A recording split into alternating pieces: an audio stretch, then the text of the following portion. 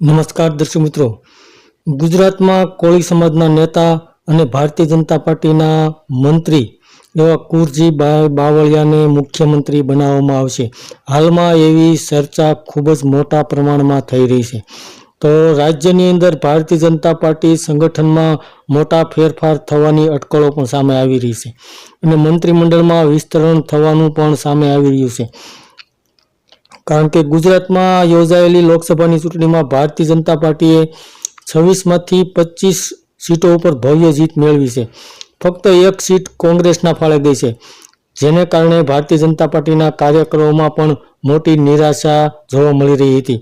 ત્યારબાદ લોકસભા ચૂંટણીમાં આ વખતે ભારતીય જનતા પાર્ટીમાં ચાલી રહેલો મોટો વિખવાદ પણ અમુક સીટ ઉપર જોવા મળ્યો હતો, જેને કારણે પક્ષમાં વિરોધી કામ કરનારા સામે પ્રદેશ મોવડી મંડળ ટૂંક સમયમાં જ કાર્યવાહી કરે તેવા પણ સમાચાર મળી રહ્યા છે. તેમજ પ્રદેશ સંગઠન સરકારમાં ફેરફાર થવાની શક્યતાઓ પણ હાલમાં દર્શાવવામાં આવી રહી છે. ત્યારે હાલમાં કુરજીભાઈ બાવળિયાને મુખ્યમંત્રી બનાવવામાં આવશે તેવી ચર્ચા મોટા પ્રમાણમાં થઈ રહી છે. કારણ કે ગઈ લોકસભાની ચૂંટણીમાં સૌરાષ્ટ્રમાં કોળી સમાજ તેમજ ગુજરાતના ઉત્તર ગુજરાતમાં ઠાકોર સમાજ, દક્ષિણ ગુજરાતમાં કોળી પટેલ સમાજ સંપૂર્ણ સાથે રહ્યો છે તેવું કોળી સમાજનું કહેવું છે.